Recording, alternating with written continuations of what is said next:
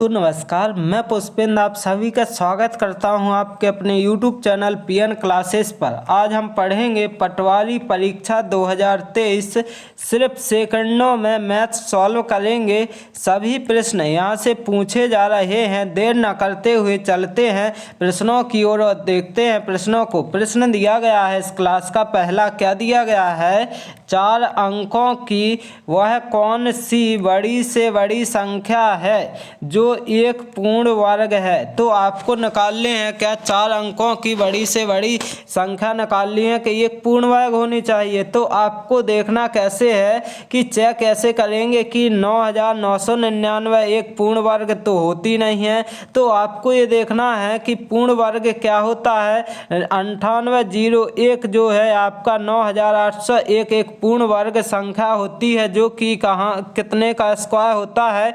तो 99 का स्क्वायर होता है आपका कितना होता है 9801 आपका कितने का स्क्वायर होता है किसका 99 का। यही आपका क्या हो जाएगा बिल्कुल करेक्ट आंसर, जो कि ऑप्शन नंबर बी बिल्कुल सही आंसर निकल कर आ जाएगा। अब चलेंगे अगले प्रश्न की ओर और देखेंगे अगला प्रश्न क्या दिया गया है। अगला प्रश्न है 36 के धनात्मक गुणांक कितने हैं। दोस्तों 36 के धनात्मक गुणांक पूछे गए हैं।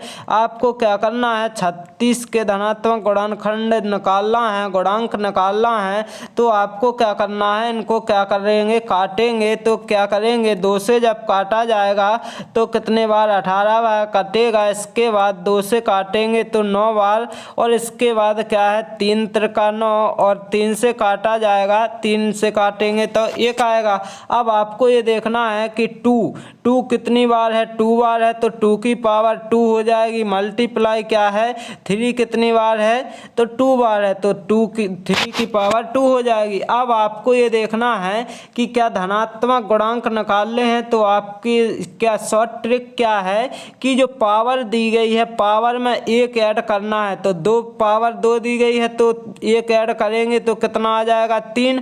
और जो मल्टीप्लाई करेंगे अब क्या है पावर कितनी है 2 दी गई है, अब क्या है +1 करना है तो कितना हो जाएगा 3। तो अब मल्टीप्लाई करेंगे तो कितना आएगा 9 आ जाएगा। यही आपका बिल्कुल करेक्ट आंसर हो जाएगा, जो कि आपका ऑप्शन नंबर सी यहाँ पर बिल्कुल सही आंसर निकल कर आ जाएगा। अब चलेंगे अगले प्रश्न की ओर और देखेंगे अगला प्रश्न क्या दिया गया है। अगला प्रश्न है निम्नलिखित में से कौन सा पूर्ण वर्ग का इकाई अंक नहीं हो सकता है। इकाई अंक जो है नहीं हो सकता है। तो आपको ये देखना है कि जो पूर्ण वर्ग का एक इकाई अंक नहीं होगा तो आपको ये देखना है कि 4 आपका पूर्ण वर्ग का क्या होता है इकाई अंक होता है कि नहीं, बिल्कुल होता है। 6 भी होता है और 9 भी होता है। क्या नहीं होता है 8 नहीं होता है, जो कि ऑप्शन नंबर सी यहाँ पर बिल्कुल सही आंसर निकल कर आ जाएगा। अब चलेंगे अगले प्रश्न की ओर और देखेंगे अगला प्रश्न क्या दिया गया है। 508 में वह कौन सी छोटी से छोटी संख्या यहाँ पर क्या है संख्या जोड़ी जाए कि प्राप्त योग एक पूर्ण वर्ग हो जाए। जो प्राप्त आपका योग होगा क्या हो जाएगा पूर्ण वर्ग होगा। तो 508 में क्या ऐड किया जाए कि एक पूर्ण वर्ग बन जाए। तो 508 में जब 4 ऐड करेंगे तो 512 बनेगा। ऑप्शन ए नहीं होगा। ऑप्शन बी जब चेक किया जाएगा तो 9 और 8 कितना होता 17, 517 भी नहीं होगा। इसके बाद ऑप्शन सी जब चेक किया जाएगा तो 8 और 8 16, ये भी नहीं होगा।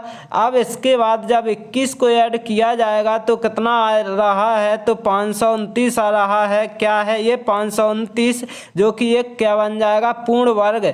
यदि 508 में आप 21 ऐड करेंगे तो आपका क्या हो जाएगा एक पूर्ण वर्ग संख्या निकल कर आएगी। जो 529 है आपका 23 का स्क्वायर हो जाएगा, जो कि ऑप्शन नंबर डी यहाँ पर बिल्कुल करेक्ट आंसर हो जाएगा। 508 में 21 जोड़ेंगे आपका आंसर हो जाएगा। अब चलेंगे अगले प्रश्न की ओर और देखेंगे अगला प्रश्न दिया गया है कोष्टक 203 प्लस 107 कोष्टक स्क्वायर माइनस कोष्टक क्या दिया गया है 203 माइनस के क्या है 107 इस कोष्टक स्क्वायर का मान। यदि जब इस प्रकार से दिया जाता है इसका मतलब क्या है ए प्लस का क्या होता है बी, ए प्लस क्या होता है बी का स्क्वायर माइनस का क्या होता है ए माइनस के बी का स्क्वायर होता है। तो इसके बराबर आपको ये देखना है क्या माना जाता है, इसके बराबर होता है आपका क्या 4ab होता है। अब आपको क्या करना है, कुछ नहीं करना है, आपको ये देखना है 4 लिखना है, अब मल्टीप्लाई करना है। ए का मान कितना दिया गया है इसमें 203 दिया गया है, मल्टीप्लाई बी का मान दिया गया है आपका 107। अब क्या है ये आपको क्या कर लेना है मल्टीप्लाई करना है। जब मल्टीप्लाई किया जाएगा तो आपको ध्यान देना है, जब मल्टीप्लाई करेंगे आप लोग तो इसका पूरा मल्टीप्लाई करने पर आएगा आपका 86 और 884 आपका बिल्कुल करेक्ट आंसर निकल कर आ जाएगा। ये मल्टीप्लाई आप लोग कर लेना, क्या आ जाएगा 86 और 884 बिल्कुल सही आंसर, जो कि ऑप्शन नंबर बी बिल्कुल करेक्ट आंसर हो जाएगा। जैसे देखना क्या है 7 21, अब 21 चौको 84 मतलब जो यूनिट डिजिट आना है इकाई का अंक आना है तो 4 ही आना, तो ऑप्शन ए और सी तो वैसे ही कट जाएगा। आप चेक कर लेना। अब चलेंगे अगले प्रश्न की और देखेंगे अगला प्रश्न क्या दिया गया है। अगला प्रश्न है आपका द्विघात समीकरण x square plus 3x minus के 154 बराबर 0 के मूल क्या हैं। दोस्तों इस प्रकार से जब प्रश्न पूछा जाएगा तो आपको क्या करना है कि प्लस मतलब ऐड करने पर आना चाहिए आपका 3 और जबकि मल्टीप्लाई करने पर आना चाहिए कितना 154। तो अब ऑप्शन से ही चेक हो जाएगा क्या है 11 और 14 आपका क्या हो जाएगा गुणनखंड, क्योंकि इनका अंतर कितना आ रहा है दोस्तों 14, वो 3 आ रहा है और 3 ही चाहिए। तो अब आपको ये देखना है कि जब ध्यान देना है प्लस की संख्या दी गई है, प्लस की संख्या तो बड़ी संख्या आपको लेना है प्लस में, तो क्या है बड़ी संख्या आप प्लस में लेंगे तो प्लस में ली जाएगी और इसके बाद जो छोटी संख्या आएगी आपकी तो क्या है माइनस में आएगी, माइनस में आएगी तो अब घटाने पर क्या आ जाएगा 3 आएगा, तो क्या प्लस के 3 आएंगे। अब आपको ये देखना है कि ये तो हो गया। अब आपको ये देखना 0 लगा है, जब 0 के ये पक्षांतर किया जाएगा तो जो प्लस में संख्या होगी ये माइनस में हो जाएगी, जो 14 है प्लस में थी ये माइनस में हो जाएगी। इसी प्रकार जो प्लस वो माइनस में थी 11 तो ये किस में आ जाएगी प्लस में आ जाएगी, जो कि आपका आंसर हो जाएगी। तो ऑप्शन नंबर यहाँ पर बी बिल्कुल करेक्ट आंसर निकल कर आ जाएगा। क्या आ जाएगा ऑप्शन नंबर बी बिल्कुल सही 11 और कॉमा माइनस के 14 आपका बिल्कुल करेक्ट आंसर निकल कर आ जाएगा। अब चलेंगे अगले प्रश्न की ओर और देखेंगे अगला प्रश्न क्या दिया गया है इस क्लास में। अगला प्रश्न है 400 के 150% के 10% का मान क्या है। 10% का दोस्तों आपको क्या करना है जो 400 लिख लेना है, बिल्कुल लिख लिया। अब क्या है के 150 लिखा और परसेंट जब हटाया जाएगा नीचे क्या लग जाएगा 100 के मतलब मल्टीप्लाई हो जाएगा। अब 10% का मतलब क्या है 0 मतलब नीचे क्या है आपके 100 लिखना है, तो 1 0 से 1 0 कैंसिल, 1 0 से 1 0 कैंसिल और 1 और 2 0 से 2 0 आपके कैंसल। तो क्या आ जाएगा 15 चौको 60 आ जाएगा। क्या आ जाएगा 15 चौको 60 आ जाएगा आपका बिल्कुल करेक्ट आंसर, जो कि यहाँ पर ऑप्शन नंबर डी बिल्कुल करेक्ट आंसर हो जाएगा। अब चलेंगे अगले प्रश्न की ओर और देखेंगे अगला प्रश्न क्या दिया गया है। अगला प्रश्न है आपका यदि एक त्रिभुज के आधार में 10% की वृद्धि की जाती है तथा ऊंचाई में 20% की कमी की जाती है तो त्रिभुज के क्षेत्रफल में कितना प्रतिशत का परिवर्तन होगा, कितने प्रतिशत का परिवर्तन होगा पूछा गया है। आपको क्या करना है कि त्रिभुज के आधार में 10% की वृद्धि, जब 10% की फ्रैक्शन बनाई जाएगी तो क्या बनेगी, 10% की फ्रैक्शन आपकी बनेगी 1/10, 1/10 बनेगी बिल्कुल। अब मतलब ये है कि पहले 10 था, अब क्या हो गया, वृद्धि हुई तो 11 होगा, क्योंकि 10 था, अब 1 की वृद्धि हो गई तो 11 हो जाएगा। अब इसी प्रकार क्या है, ऊंचाई में क्या है 20% की कमी। इसका मतलब यदि पहले आपको ध्यान देना है 100 है, फिर यदि 20 की कमी हो रही है तो कितना हो जाएगा 80। अब आपको ये देखना है कि 1 0 से 1 0 कैंसिल हो जाएगा। अब क्या करना है, इनका क्या करना है मल्टीप्लाई, तो 100 एकम 100 हो जाएगा और यहाँ क्या हो जाएगा 11 8 88 हो जाएगा। अब क्या करेंगे आप, अब करेंगे इनका डिफरेंस। अब डिफरेंस जब किया जाएगा तो कितना निकलेगा, जब डिफरेंस किया जाएगा तो आपका निकलेगा जैसे 100 में से जब 88 जाएगा तो 12 बचेगा कि नहीं, बिल्कुल बचेगा। कितना बचेगा, 12 बचेगा। अब आपको ये देखना है कि 12 तो बचा, लेकिन कितने, अब 100 में से क्या है 100 पर 12 की कमी हो गई। अब परसेंट निकालना है तो मल्टीप्लाई क्या है हमेशा 100 करते हैं, तो 100 से 100 कटेगा। इसका मतलब क्या है 12% का परिवर्तन हो जाएगा। कितने का हो जाएगा दोस्तों, 12% का परिवर्तन होगा। मतलब क्या होगी, कमी होगी, जो कि ऑप्शन नंबर डी यहाँ पर बिल्कुल करेक्ट आंसर निकल कर आ जाएगा। अब चलेंगे अगले प्रश्न की ओर, और अगला प्रश्न दिया गया है आपका कि 30% छूट पर एक वस्तु का बिक्री मूल्य 1050 रुपये है। यदि छूट 15% है तो बिक्री मूल्य रुपये में क्या है, बिक्री मूल्य पूछा गया है। तो आपको कैसे निकालना है, आपको ये लिखना क्या है, बिक्री मूल्य कितना है 1050 रुपये है, बिल्कुल लिख लिया। अब आपको क्या करना है, जो छूट दी गई है तो मल्टीप्लाई क्या करेंगे, यहाँ पर आपको ये चेक करना है कि जो 30% की छूट दी गई है जब, तो 100 पर कितने 30 की जब छूट दी गई है तो यहाँ पर क्या लिख लिया जाएगा, तो यहाँ पर आपका 70 लिख लिया जाएगा। जब मल्टीप्लाई किया जाएगा 15% की छूट दी गई, जब 15% की छूट दी गई तो यहाँ कितना हो जाएगा 85, और कितने पर होगा 100 पर। अब आप क्या करेंगे, काटेंगे, ये 100 से 100 कैंसिल, 1 0 से 1 0 कैंसिल। अब 7 से जब काटेंगे 7 एकम 7 और 7 पने 35। इसका मतलब आप क्या करना है 15 मल्टीप्लाई 85, 15 मल्टीप्लाई जब 85 किया जाएगा तो कितना आएगा, तो 15.75 हो जाएगा। और 7 बच्चा 15 8 20 100 होगा, मतलब 120, और 7 कैरी जोड़ेंगे तो कितना आ जाएगा 127। इसका मतलब 1275 आपका यहाँ पर बिल्कुल करेक्ट आंसर होगा, जो कि यहाँ पर ऑप्शन नंबर डी में दिया गया है। तो ऑप्शन नंबर डी बिल्कुल सही आंसर निकल कर आ जाएगा।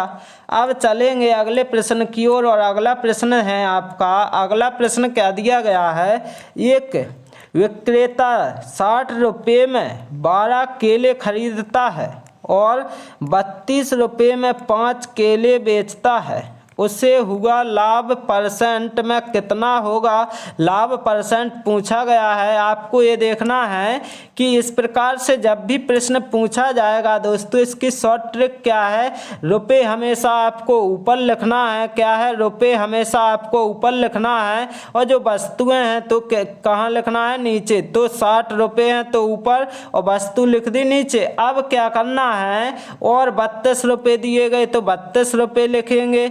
अब नीचे क्या है, वस्तुएं लिखेंगे। अब क्या है, आपको ये देखना है कि जो 12 है और 5 है तो इसका क्या लेते हैं आप, एलसीएम। 12,5 का जब एलसीएम लिया जाएगा तो कितना आएगा, 60 आएगा कि नहीं, बिल्कुल आ जाएगा। तो मल्टीप्लाई क्या है, एलसीएम से कर देते हैं, दोनों तरफ क्या कर देते हैं मल्टीप्लाई, और बीच में क्या है बराबर का साइन ले लेते हैं। अब आपको ये देखना है कि 12 पंच तो होगा कितना 60। अब 5 से काटेंगे, 5 एकम 5 और 5 दूना 10 होगा। अब आपको देखना है कि 5 6 का 30, इसका मतलब क्या हो जाएगा 60 में जब 5 का मल्टीप्लाई किया जाएगा तो 300 आ जाएगा बराबर। अब क्या है, अब आपको ये देखना है कि ये 12 है तो 12 का मल्टीप्लाई किया जाएगा तो कितना आएगा 12 दूनी 24 और 12 ती 36 और 2 कितना आ जाएगा 38। तो अब आपको ये देखना है कि पहले जो 300 रुपये में चीज़ थी अब कितने में हो गई 384 में, तो कितने का डिफरेंस हुआ है आपको ये देखना है। तो 84 रुपये का हुआ है कि नहीं, बिल्कुल हुआ। तो 84 रुपये का तो हुआ, लेकिन कितने पर हुआ 300 रुपये, तो 300 तो नीचे लिखेंगे। मल्टीप्लाई हमेशा कितने से, जब परसेंट निकालना पड़ता है तो 100 से करेंगे। तो 1 0 2 0 1 0 2 0 से 2 0 कैंसिल। अब क्या है 3 दूना 6 और कितना बचेगा ये ध्यान देना है, 3 दूनी 6 हो गया और 3 8 24, आपका 28 आंसर आ जाएगा। कितना आएगा 28%, बिल्कुल करेक्ट आंसर आएगा। यहाँ पर दिया गया है ऑप्शन नंबर ए में, तो ऑप्शन नंबर ए यहाँ पर बिल्कुल करेक्ट आंसर निकल कर आ जाएगा।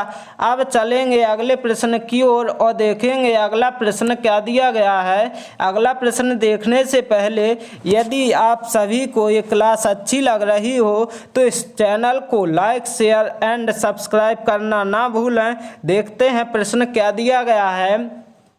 एक वस्तु के क्रय मूल्य तथा विक्रय मूल्य का अनुपात 13:9 है। यदि वस्तु पर 320 रुपये की हानि होती है तो क्रय तथा विक्रय मूल्यों का जोड़ रुपये में कितना है, जोड़ पूछा गया है।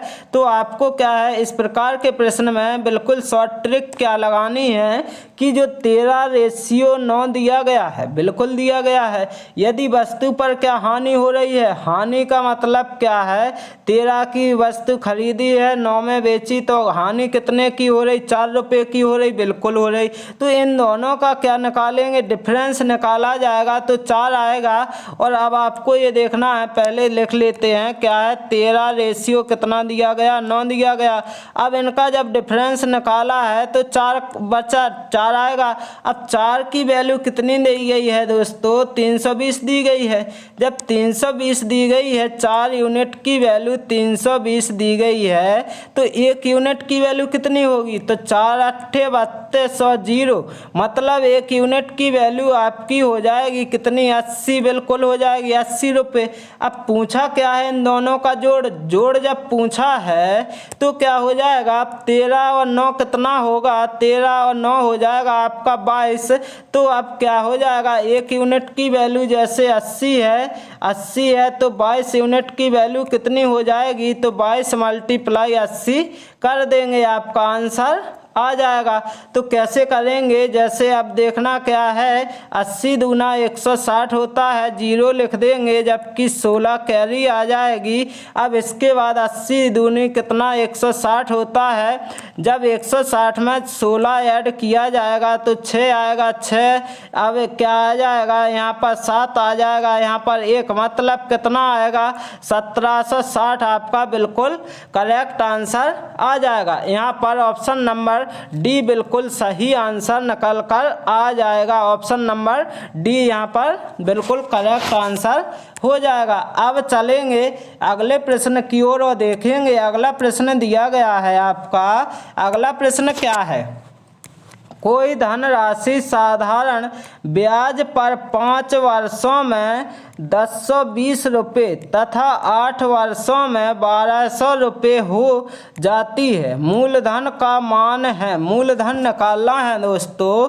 तो आपको क्या करना है इस प्रकार के प्रश्न में 5 वर्षों में 1020 हो रही, तो पहले तो आपको लिखना है 5 ईयर लिख लेना है। 5 ईयर में कितनी हो रही है दोस्तों राशि 1020 बन जाती है। तो अब आपको देखना कि 8 वर्षों में कितनी बन रही है ये देखना है। तो 8 वर्षों में आपकी 1200 रुपये हो जाती है। अब क्या करना है, अब ये देखना है कि इन दोनों का अंतर और इन दोनों का अंतर देखना। जब यहाँ पर अंतर किया जाएगा तो +3 होगा क्योंकि 3 वर्ष हो जाएगा। अब यहाँ पर जब अंतर किया जाएगा तो 0 बचेगा, बिल्कुल आएगा। क्या आएगा दोस्तों, यहाँ पर 0 रहेगा और इसके बाद क्या है, जब घटाया जाएगा तो कितना बचेगा।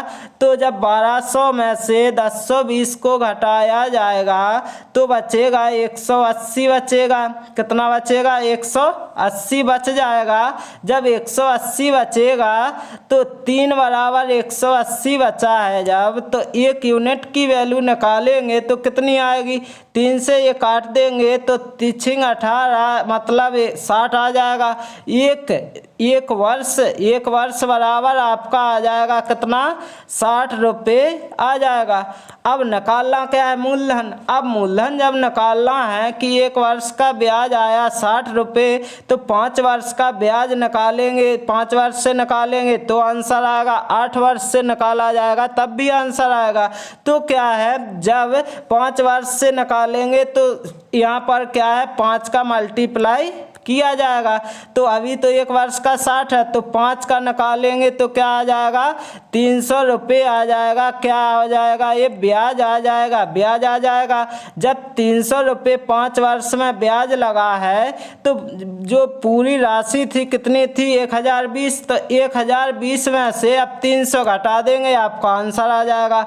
1020 में से 300 रुपये घटाने पर आपका बिल्कुल करेक्ट आंसर निकल कर आ जाएगा। 0 बचेगा, 2 बचेगा, 7 बचेगा, मतलब 720 आपका बिल्कुल सही आंसर निकल कर आएगा। क्या आएगा, 720, जो कि यहाँ पर ऑप्शन नंबर डी बिल्कुल करेक्ट आंसर निकल कर आ जाएगा।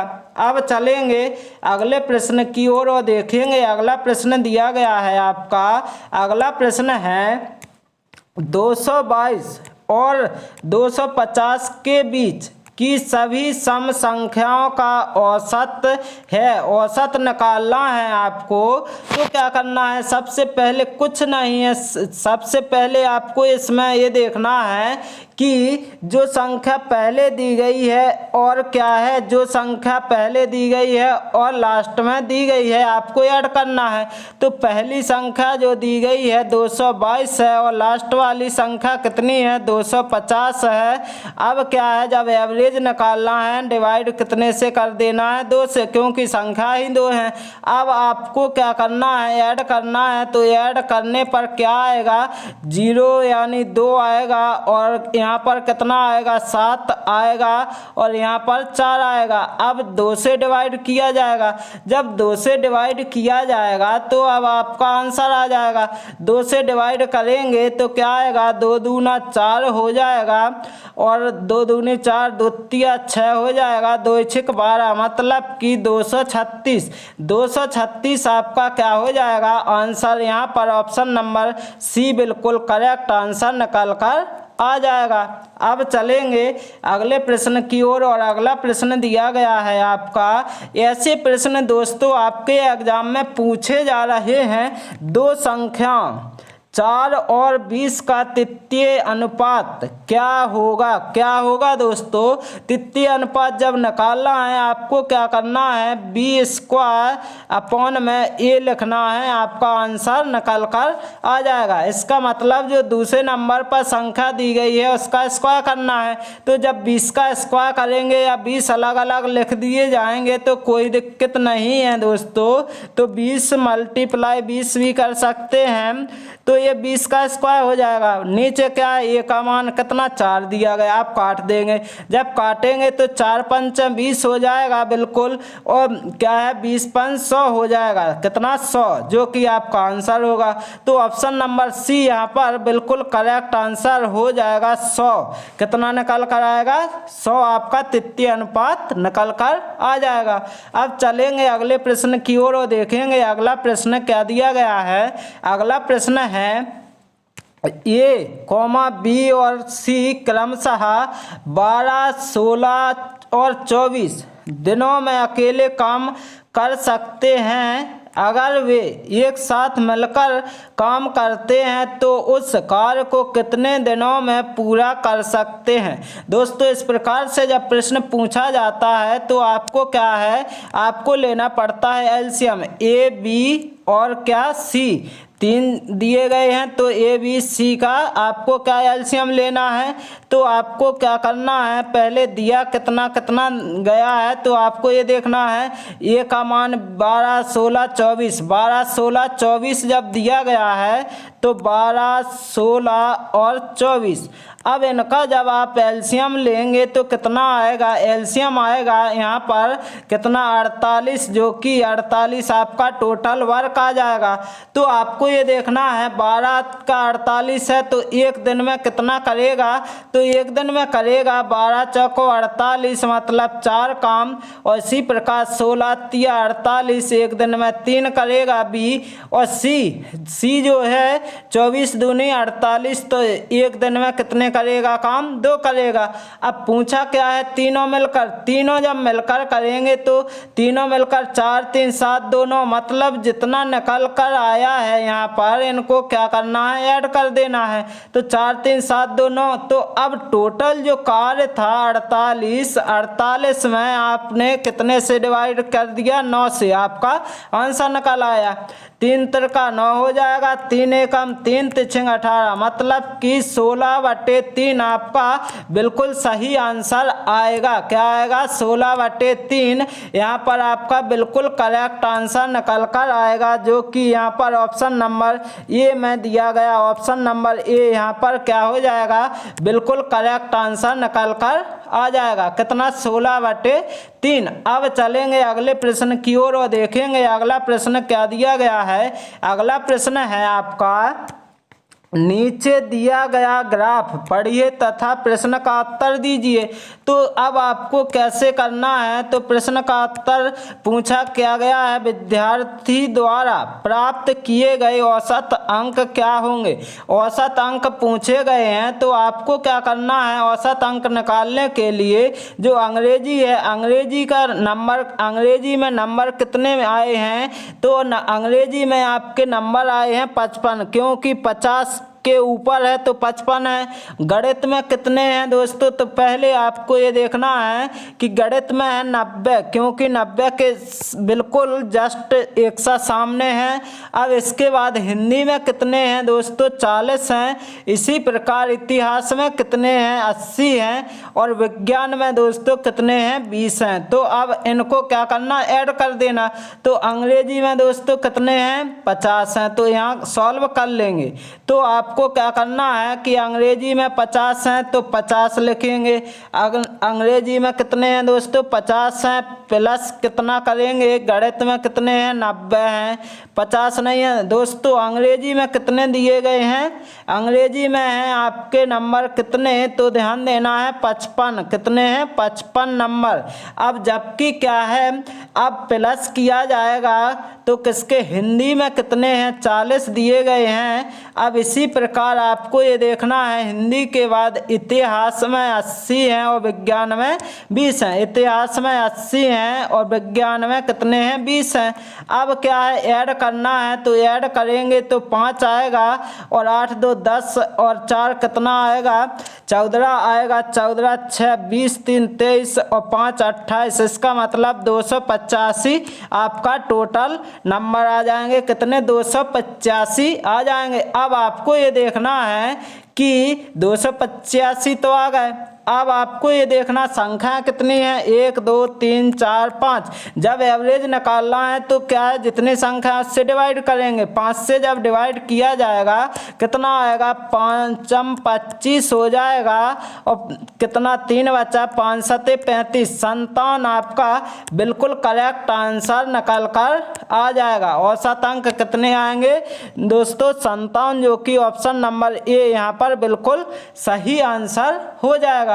अब चलेंगे अगले प्रश्न की ओर, और अगला प्रश्न दिया गया है, क्या दिया गया है दोस्तों, अगला प्रश्न है आपका बिल्कुल सिंपल है कि आकृति में x plus y plus z का मान है, x plus y plus z का मान पूछा गया है। तो आपको देखना क्या है, यदि इस प्रकार से जब प्रश्न पूछा जाता है तो वहिष कोणों का योग क्या होता है, तो आपको ध्यान देना है कि 360 होता है। कितना होता है, तो x plus y plus z बहिष कोणों का मान कितना होता है, 360 डिग्री होता है, जो कि यहाँ पर ऑप्शन नंबर सी में दिया गया है। ऑप्शन नंबर सी यहाँ पर बिल्कुल करेक्ट आंसर निकल कर आ जाएगा। अब चलेंगे इस क्लास के अंतिम प्रश्न की ओर और देखते हैं अंतिम प्रश्न क्या दिया गया है। 3 और 1/3 समकोणों में डिग्रियों की संख्या है, डिग्रियों की संख्या पूछी गई है दोस्तों। तो आपको ये देखना है, एक जो समकोण त्रिभुज होता है, तो एक समकोण त्रिभुज का मान कितना, वो डिग्री में मान कितना होता है, 90 डिग्री होता है कि नहीं होता। अब आपको ये देखना है कि 3 और 1/3, तो पहले एक का तो होता है 90, तो 3 के लिए क्या मल्टीप्लाई 3 कर देंगे या डायरेक्ट 270। अब आपको क्या करना है, प्लस क्या है 1/3, 1/3 समकोण, मतलब समकोण कितना 90 ही होगा, जबकि तिहाई का मतलब 1/3 आपका। अब क्या है, सॉल्व कर देंगे, आंसर आ जाएगा। कैसे, तो 3 त्रिका 9 मतलब 30 आएगा, यहाँ पर 9 30 27 मतलब 270 प्लस के 30 आ जाएगा। तो यहाँ पर कितना हो जाएगा, 300 डिग्री आपका बिल्कुल करेक्ट आंसर निकल कर आ जाएगा। तो यहाँ पर आपका आंसर क्या हो जाएगा, ऑप्शन नंबर क्या हो जाएगा, बी बिल्कुल करेक्ट आंसर, जो कि 300 डिग्री हो जाएगा। दोस्तों मैं आशा करता हूँ कि आप सभी को यदि ये क्लास अच्छी लगी हो तो इस चैनल को लाइक शेयर एंड सब्सक्राइब करना ना भूलें। Okay, thank you guys.